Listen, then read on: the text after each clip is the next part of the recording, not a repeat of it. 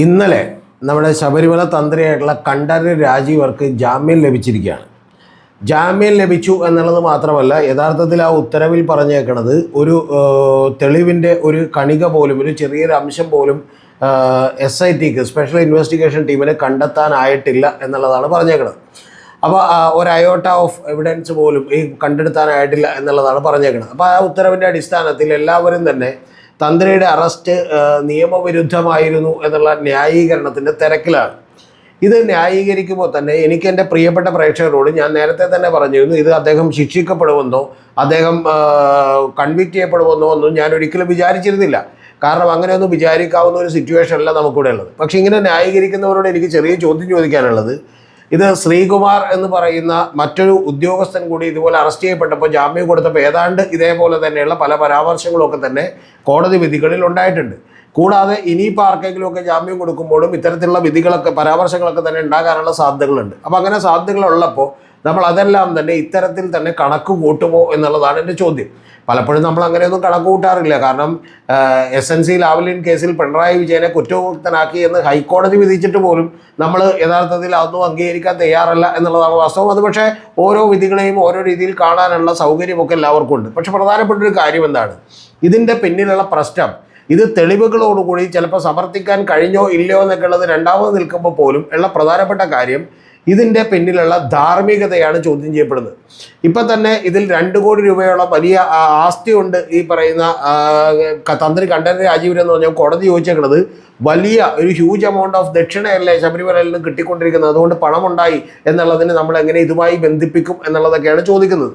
കൂടാതെ ഇദ്ദേഹം എഴുതി കൊടുത്തിട്ടുള്ള കാര്യത്തിൽ ഈ പറയുന്ന സ്വർണം കുറഞ്ഞ് ചെമ്പ് പാളികൾ തെളിഞ്ഞു വരുന്നു എന്നുള്ളതൊക്കെ തന്നെയാണ് എഴുതി കൊടുത്തിട്ടുള്ളത്. അങ്ങനെയാണത് മാറ്റാൻ പറഞ്ഞത് എന്നൊക്കെയുള്ള ന്യായീകരണങ്ങളൊക്കെ ഉണ്ട്. നിങ്ങൾ അറിയേണ്ടത്, രാമലീല എന്ന് പറയുന്ന സിനിമയിൽ വളരെ കൃത്യമായിട്ട് ദിലീപിൻ്റെ കഥാപാത്രം പറയുന്ന ഒരു ഡയലോഗുണ്ട്. ആ ഡയലോഗ് എന്ന് പറഞ്ഞാൽ ദിലീപ് ഒരു അഡ്വക്കേറ്റ് കൂടിയാണ്. അദ്ദേഹം പറയുന്നത്, ജാമ്യം കിട്ടാനായിട്ട് നമ്മളൊരു സംശയത്തിൻ്റെ പുകമുറ ഹൈക്കോടതിയിൽ അങ്ങോട്ട് സൃഷ്ടിച്ചാൽ മതി എന്നുള്ളതാണ്. അത് കോടതികളിലൊക്കെ തന്നെ സാധാരണ കാര്യമാണ്. അല്ലാതെ അതുകൊണ്ട് ഒരു കൺവിക്റ്റ് ആയിന്നോ അല്ലെങ്കിൽ അല്ലെന്നോ തെളിവില്ലാതെ പുറത്തേക്ക് വിട്ടുവെന്നൊന്നും അതിനർത്ഥമില്ല. പക്ഷേ എങ്കിൽ പോലും ശിക്ഷിക്കപ്പെടാനുള്ള സാധ്യതകൾ കുറവാണ് എന്ന് തന്നെ ഞാൻ ആദ്യമേ തന്നെ പറഞ്ഞിരുന്നു. പക്ഷേ എനിക്ക് ചില പ്രധാനപ്പെട്ട ചോദ്യങ്ങളുണ്ട്. ആ ചോദ്യങ്ങൾ കേട്ടിട്ട് എൻ്റെ പ്രിയപ്പെട്ട പ്രേക്ഷകർ ഇതിൻ്റെ താഴെ ഒന്ന് കമൻറ്റ് ചെയ്യണം. ഞാൻ ഈ കമൻറ്റുകളെല്ലാം തന്നെ കൃത്യമായി നോക്കും. നിങ്ങളൊന്ന് കമൻറ്റ് ചെയ്യണം. എല്ലാ കമൻറ്റുകളും നോക്കാറില്ല, പക്ഷേ ഈ വീഡിയോയുടെ കമൻറ്റുകൾ ഞാൻ നോക്കും. അതിൻ്റെ പ്രധാനപ്പെട്ട കാര്യം, ഒരു സാമാന്യ യുക്തി വെച്ച് നിങ്ങളൊന്ന് ചിന്തിക്കണം എന്നുള്ളതാണ്. അതിൻ്റെ ഇതിലെ പ്രശ്നം നിയമപരമല്ല, ധാർമ്മികതയാണ് പ്രശ്നം എന്നുള്ളതാണ്. ശബരിമല തന്ത്രി നമ്മളോടെല്ലാം തന്നെ കൃത്യമായി പറഞ്ഞത്, കാരണം ഒന്ന്, അവിടെ സ്ത്രീകളെ പ്രവേശിപ്പിച്ചപ്പോൾ അദ്ദേഹം പറഞ്ഞിരുന്നത് സ്ത്രീകളെ പ്രവേശിപ്പിച്ചതിന് അദ്ദേഹം ശുദ്ധികലശം നടത്തിയെന്നും ഇനിയും സ്ത്രീകളെ പ്രവേശിക്കാൻ അത്തരത്തിലുള്ള ചില നടപടികളുണ്ടായാൽ അത് ആചാരം ലംഘിക്കപ്പെട്ടിട്ടുണ്ടെങ്കിൽ ശബരിമലയുടെ നടയടക്കും എന്നുള്ളതുമാണ് പറഞ്ഞേക്കുന്നത്. ഇപ്പോൾ ഏറ്റവും പുതിയ PS ശ്രീധരൻപിള്ളയുടെ ബുക്ക് വരേണ്ട, ബുക്കിൽ തന്നെ പറഞ്ഞേക്കുന്നത് ശ്രീധരൻപിള്ള ഇദ്ദേഹത്തിന് വേണ്ട ഉപദേശം കൊടുത്തു, നടയടച്ചാലും അത് കോടതിയെ ലക്ഷ്യമാവില്ല എന്ന് പറയുന്ന ഉപദേശം കൊടുത്തു എന്നാണ്. അത്തരത്തിൽ കടുത്ത നിലപാടുകൾ എടുത്തിട്ടുള്ള ഒരാളാണ്.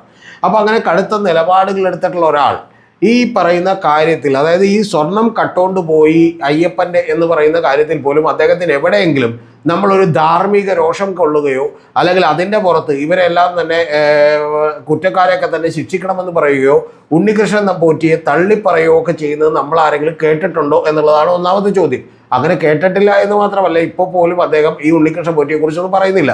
പിന്നെ നിഷ്കളങ്കരായിട്ടുള്ള ആരെങ്കിലും ഉണ്ടെങ്കിൽ അവർ വിചാരിച്ചോളൂ. കാരണം ഉണ്ണികൃഷ്ണൻ പോറ്റിയൊക്കെ തന്നെ ഇദ്ദേഹത്തിന് യാതൊരു വിധത്തിലുള്ള അറിവുമില്ലായിരുന്നു. അതുകൊണ്ട് തന്നെ ഇദ്ദേഹം വളരെ നിഷ്കളങ്കനായതുകൊണ്ട് ഉണ്ണികൃഷ്ണൻ പോറ്റിയെ വിശ്വസിച്ചതാണ് എന്നുള്ളത് നിങ്ങൾ വിചാരിച്ചോളൂ. പക്ഷേ എനിക്കൊരു കാരണവശാലും തോന്നുന്നതിൽ ഇദ്ദേഹത്തിൻ്റെ അറിവില്ലാതെ അവിടെ ഒരു പരിപാടി നടക്കില്ല, ഇദ്ദേഹത്തിൻ്റെ സഹായമില്ലാതെയും നടക്കില്ല എന്നുള്ളതാണ് വാസ്തവം. ഇതൊന്നാമത്തെ കാര്യം.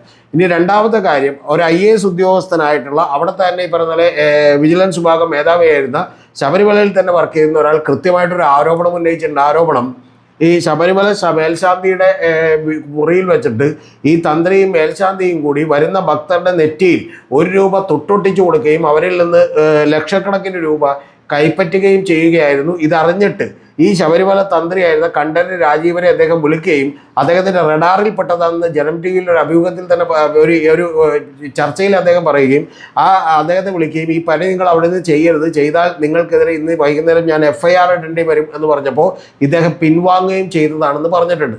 ഇനി ഇതും പോട്ടെ, ഇത് കൂടാതെ അടുത്തൊരു കാര്യം എന്ന് പറയുന്നത്, ഇദ്ദേഹം വളരെ കൃത്യമായി പറഞ്ഞാൽ ഈ വാജി വാഹനം വാങ്ങിച്ച് കയ്യിൽ വെക്കുകയും ഇത്തരത്തിലുള്ള ഒരു വിഷയമുണ്ടായപ്പോൾ ആ വാജി വാഹനം ഞാൻ അങ്ങോട്ട് തന്നേക്കാം എന്ന് പറഞ്ഞ് കത്തയക്കുകയും ചെയ്തത് എന്തിനാണ്?